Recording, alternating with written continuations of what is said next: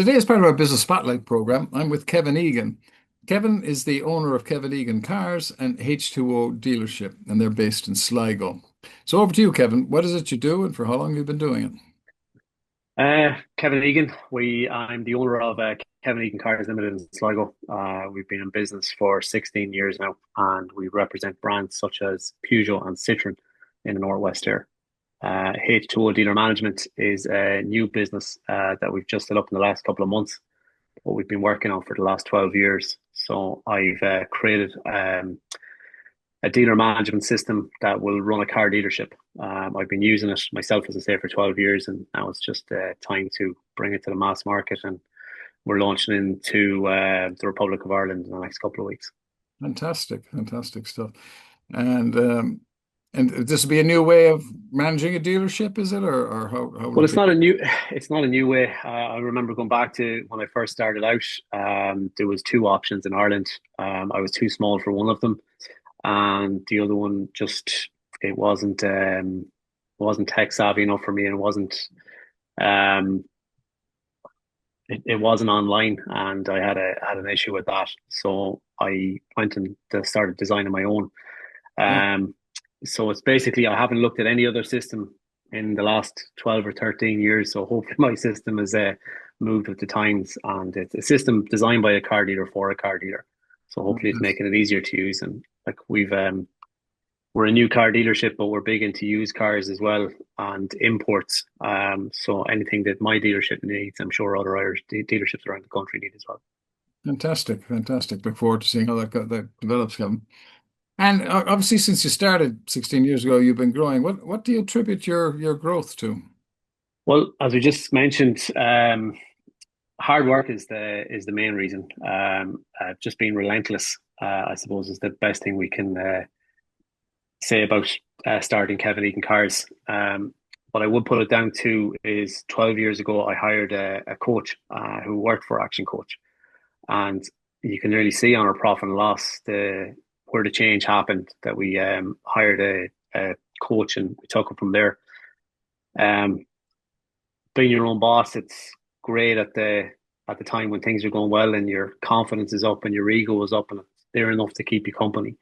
But when things are tough, it's a lonely place at the top, and having a coach on the other end of a Zoom call once a week or twice a week, it makes a hell of a difference in progress, and it gives you room for just basically getting a plan together and sticking to a plan and making sure you have all your points of the plan done for the following week. Fantastic. Yeah, fantastic. Yeah, it's yeah, it's something we see across the board, but delighted it worked out well for you, Kevin. And if you had to start from square one in business, what would you do differently, do you think? It's a question I ask myself every couple of weeks, I suppose. Yeah. Um, I just mentioned their ego is a big thing. Like I left my job as a car sales guy, and I said I'm going to run my own car dealership. Right. Um, it was during a recession, and I got off to a good start. A lot of car dealerships had forecourts full of cars that they couldn't sell, where I had this distinct advantage of an empty forecourt that I can go out and buy what I wanted, buy what sells. But it lasted a few months, and I finally got caught up on me. I was buying cars that I wanted to buy rather than cars that would sell. So I would definitely look at basically sticking to my knitting. So finding out what sells and just keep buying that, and rather diversifying away from a product and buying something that you didn't want or you couldn't sell. I would have had a more, suppose, tunnel vision of what to buy and what to sell. Okay. Yeah. Overhead is, yeah, overhead as well. Basically, manage my overhead a little bit better. Okay. I kind of lost the run of myself over the first couple of years. Right. Yeah. It's a bit of a transition, all right, from Yeah. employee to kind of business owner type of thing. That's great. And what have your biggest learnings been as an employer since you began in business? Um, as regards staff, I would look at it that we'll say growth is one thing. When you're doing all the parts of running the business, when you're in charge of everything, no one will do it like you do it. You're completely in control of everything. When I started hiring staff, it was a case of you'd lose control. So Kevin said this, Mark said that. It was hard to keep on top of everything. Um, you just have to learn to let go, learn to delegate a little bit more, Yeah. um, and just try and build a team that you're happy with. Fantastic. Yeah. So the team is the key really to be able to get the Yeah, growth. get a team that you trust. Yeah, the key to Yeah. learn to Fantastic. grow. Fantastic. And for you, well, we'll come to it again in a minute, but just before that, how do you balance your personal life with the demands of running a business? Again, I'll go back to Action Coach. Before Action Coach, I was working as many hours as I could.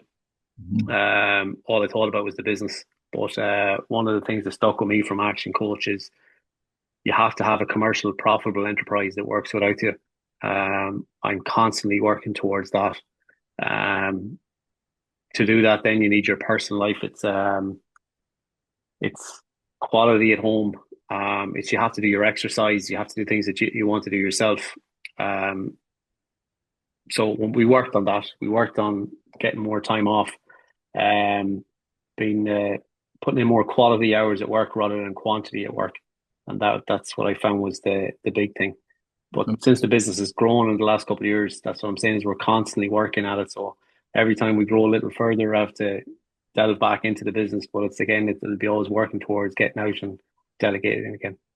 Fantastic. Fantastic. And maybe just going back, to the employees, what qualities do you look for in employees, and how do you foster a positive and productive work environment? I think the work environment comes from the top. So having a positive attitude myself, sense of humor, being open, having the door always open, and